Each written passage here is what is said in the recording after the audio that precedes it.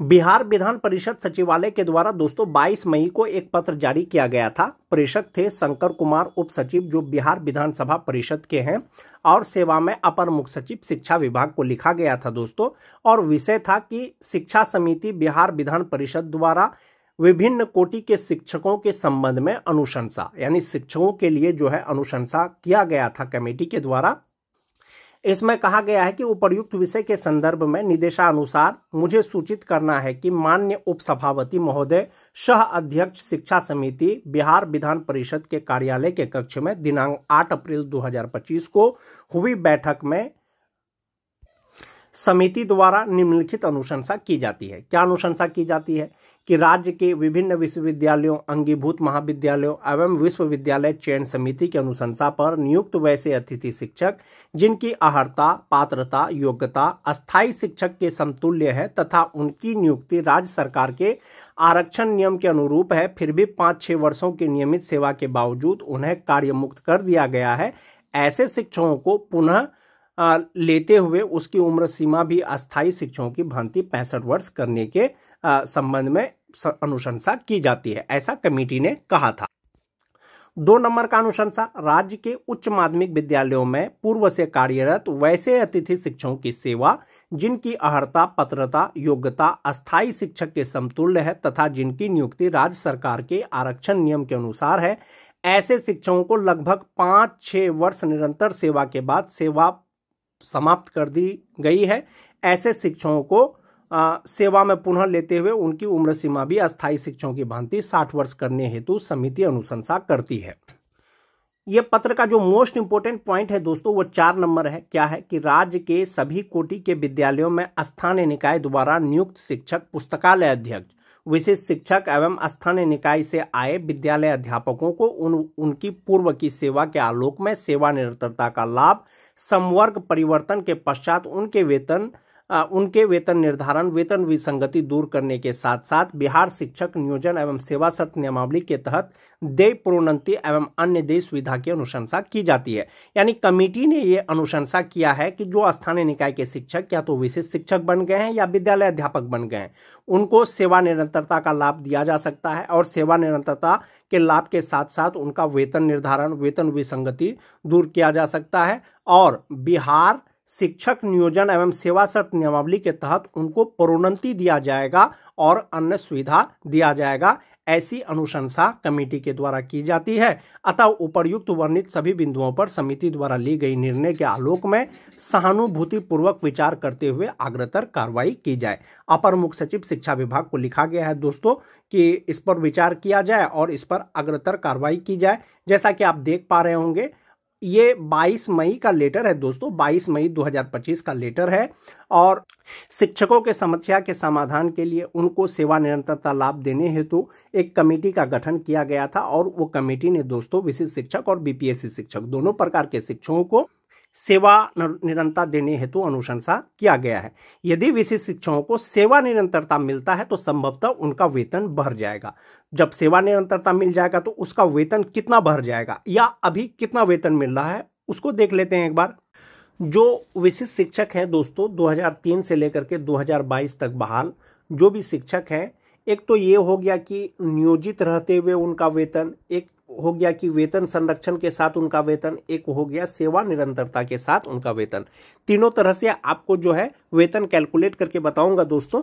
जो 2003 से लेकर के 2005 तक के शिक्षक हैं उनका बेसिक पे इंडेक्स 14 के अनुसार जनवरी 2025 से 31,340 रुपया होता है। इसमें डीए 58% 18,177 रुपया हो जाएगा। एचआरए 5% के अनुसार 1,567 रुपया हो जाएगा। मेडिकल 1,000 रुपया हो जाएगा और इनका एनपीएस अकाउंट में जमा होगा, ईपीएफ अकाउंट में जमा होगा 3,600 रुपया और इनका जो ग्रॉस सैलरी होता है दोस्तों वो 55,684 रुपया होता है और इन हैंड सैलरी उनको हो जाता है 50,284 रुपया। यानी जो नियोजित शिक्षक हैं दोस्तों अक्टूबर का जो उनको इन हैंड सैलरी मिलेगा 2003 से 5 तक का उनको मिलेगा 50,284 रुपया। जो विशिष्ट शिक्षक बन गए हैं सक्षमता 1 पास करने के बाद या सक्षमता 2 पास करने के बाद, ये जो इंडेक्स 14 है दोस्तों, ये इंडेक्स 14 इंडेक्स 9 में फिट आएगा। ये 31,340 रुपया जो बेसिक पे था वो 31,670 रुपया हो जाएगा। इसमें जब आप 58% डीए लगा देंगे 18,369 रुपया हो जाएगा। 5% एचआरए लगा देंगे 1,584 रुपया हो जाएगा। मेडिकल लगा करके और आपका जो एनपीएस अकाउंट में जमा होगा वो 12,009 रुपया जमा होगा। और आपका जो ग्रॉस सैलरी होगा यानी टोटल सैलरी होगा वो 59,598 रुपया हो जाएगा। और इन हैंड सैलरी हो जाएगा 47,589 रुपया। यानी जो सक्षमता 1 या सक्षमता 2 पास करके जो विशिष्ट शिक्षक बने हैं 2003 से लेकर के 2005 तक का, अक्टूबर का जो वेतन मिलेगा इन हैंड सैलरी वो 47,589 रुपया मिलेगा। 58% डीए, 5% एचआरए के अनुसार, जो 2003 से लेकर के 5 तक के शिक्षक है। और मान जाइए कि कमेटी की रिपोर्ट के आधार पर आपको सेवा निरंतरता मिल जाता है, तो सेवा निरंतरता मिलेगा दोस्तों तो आपका पूर्व का सेवा का गणना होगा। पहले आपको इंडेक्स 14 के अनुसार वेतन मिल रहा था, तो अभी भी इंडेक्स 14 के अनुसार वेतन मिलेगा। तो ये जो बेसिक पे है 31,340 से पहले 31,670 रुपया हुआ था, अब बढ़ करके वो 36,710 रुपया हो जाएगा। जब आप उसमें डीए लगाएंगे, एचआरए लगाएंगे, मेडिकल लगाएंगे, 13,920 रुपया आपका एनपीएस अकाउंट में जमा होगा। और ग्रॉस सैलरी हो जाएगा आपका 68,928 रुपया। और इन हैंड सैलरी होगा आपका 55,008 रुपया। यानी कि सेवा निरंतरता मिलने के बाद जो आपका इन हैंड सैलरी होगा वो 55,008 रुपया होगा। आप ग्रॉस सैलरी के हिसाब से आप ऐसे देख सकते हैं दोस्तों, जो 2003 से लेकर के 2005 तक के शिक्षक हैं, एक तो वो राज्यकर्मी नहीं है, उनका ग्रॉस सैलरी होता है 55,684 रुपया। और वेतन संरक्षण के साथ में उनका ग्रॉस सैलरी होता है 59,598 रुपया। यहाँ पर आपको 4,000 का डिफरेंस है। इसका मतलब है कि वेतन संरक्षण मिलने के बाद भी जो विशिष्ट शिक्षक है नियोजित से उनको 4,000 4,500 रुपया वेतन ज्यादा मिलेगा। और अगर आने वाले समय में सेवा निरंतरता मिल जाएगा तो ये 9,000 और बढ़ जाएगा। यानी कि सेवा निरंतरता मिलने के बाद 13,000 का कम से कम जो है वेतन में वृद्धि हो जाएगा 2003 से लेकर के 2005 तक के शिक्षकों का। अभी आप फिलहाल ये मान के चलें कि नियोजित को जो इन हैंड सैलरी मिलेगा 50,284 रुपया मिलेगा। विशिष्ट शिक्षक को वेतन संरक्षण के अनुसार फिलहाल 47,589 रुपया मिलेगा। यदि 2025 में ही अगर सेवा निरंतरता मिल जाता है तो इन हैंड सैलरी 55,008 रुपया हो जाएगा। ये 2003 से लेकर के 2005 तक के शिक्षक का वेतन हुआ। अब बात करेंगे दोस्तों 2006-07 के शिक्षक का। इंडेक्स 13 के अनुसार जनवरी 2025 से उनका बेसिक पे 30,420 रुपया होता है। दिसंबर 2024 तक 29,530 रुपया था।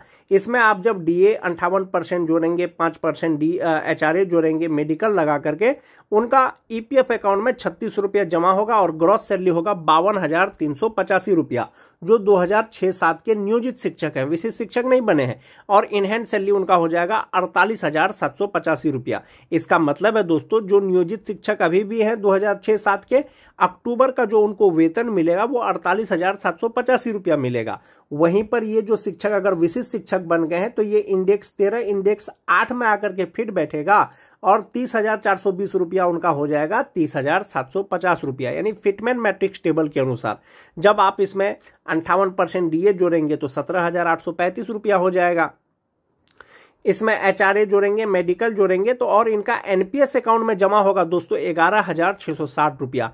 और जो ग्रॉस सैलरी होगा वो 57,894 रुपया हो जाएगा 2006-07 के शिक्षकों का। और इन हैंड सैलरी इनका हो जाएगा 46,234 रुपया। तो इस प्रकार से दोस्तों अक्टूबर का जो वेतन मिलेगा विशिष्ट शिक्षकों को जो 2006-07 के शिक्षक हैं वो 46,234 रुपया मिलेगा। और जो नियोजित टीचर है वो 48,785 रुपया मिलेगा। आपको यहाँ पर सैलरी में 2,000 का डिफरेंस दिख रहा होगा दोस्तों। आप उसको यहाँ पर देख सकते हैं ऐसे कि नियोजित का सिर्फ 3600 रुपया जमा हो रहा है, लेकिन विशिष्ट बनने के बाद आपका कितना 11,660 रुपया जमा हो रहा है। तो कहीं ना कहीं आपको 8,000 का दोस्तों प्रॉफिट है इन सैलरी, इनहैंस सैलरी भले ही आपका कम हो। अगर इनको सेवा निरंतरता मिलेगा तो पहले इंडेक्स 13 के अनुसार मिल रहा था, तो अभी भी इंडेक्स 13 के अनुसार मिलेगा। ये जो 30,420 रुपया है ये बढ़ करके 35,640 रुपया हो जाएगा। और इसमें DA HRA मेडिकल लगा करके ग्रॉस सैलरी इनका होगा 66,947 रुपया। 13,515 रुपया इनका NPS अकाउंट में जमा होने के बाद इनहैंस सैलरी होगा वो 53,432 रुपया होगा, जो 2006-07 के शिक्षक हैं। जो 9-10 के शिक्षक हैं दोस्तों, दिसंबर 2024 तक 28,660 रुपया था। जनवरी 2025 में 29,530 रुपया हो जाएगा जो नियोजित हैं। इसमें DA HRA मेडिकल लगा करके जो ग्रॉस सैलरी होगा वो 50,934 रुपया हो जाएगा। 3,600 रुपया इनका EPF अकाउंट में जमा होने के बाद इनहैंस सैलरी इनका होगा 47,334 रुपया। इसका मतलब है जो 2009-10 के शिक्षक हैं, अक्टूबर का जो उनको वेतन मिलेगा वो 47,334 रुपया मिलेगा।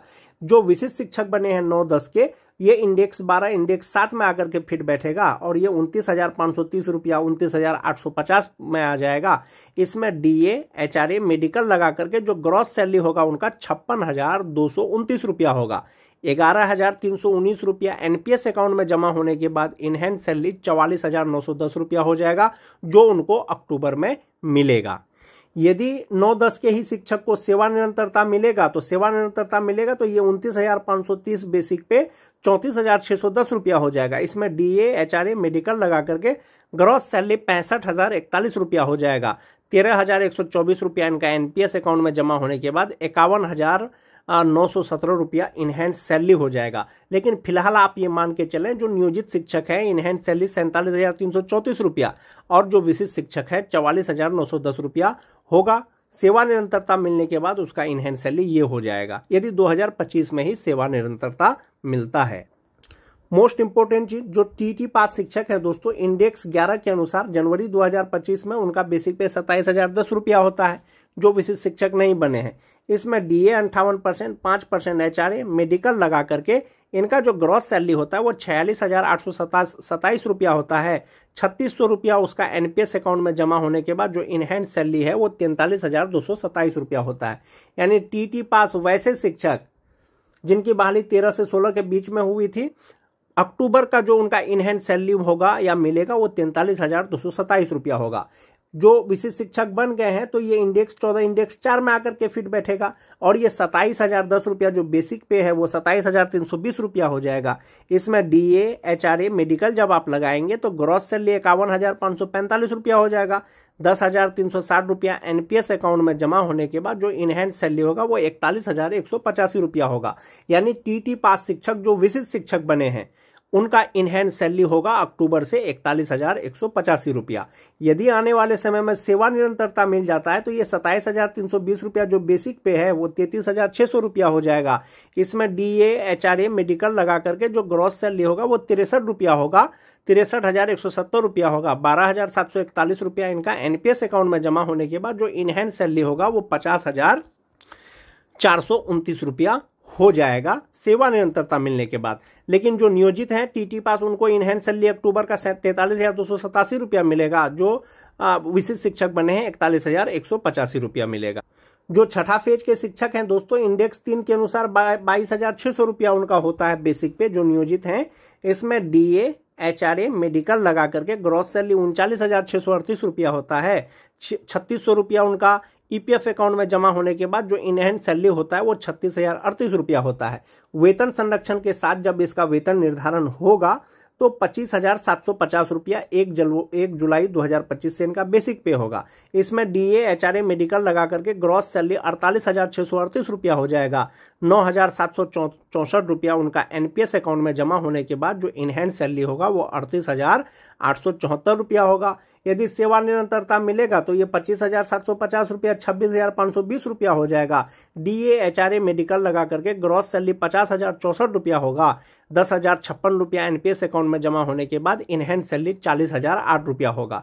तो छठा फेज के जो बेसिक ग्रेड के शिक्षक हैं दोस्तों, जो नियोजित हैं उनका इनहैंस सैलरी 36,038 रुपया हो जाएगा। जो विशिष्ट शिक्षक बन गए हैं उनका 38,874 रुपया हो जाएगा। तो इस प्रकार से दोस्तों अक्टूबर महीने का जो इनहैंस सैलरी होगा जो छठा फेज वाले हैं वो इतना होगा, विशिष्ट का इतना होगा, नियोजित जो टीटी पास शिक्षक हैं दोस्तों, विशिष्ट का 41,185 रुपया और नियोजित का 43,227 रुपया।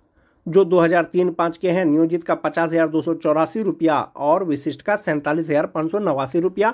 ये इनका इनहैंस सैलरी होगा। और जिस प्रकार से विभाग के द्वारा निर्देश दिया गया है दोस्तों, वेतन निर्धारण के उपरांत अक्टूबर का जो वेतन मिलेगा इनहैंस सैलरी विशेष शिक्षकों का वेतन संरक्षण के साथ में वो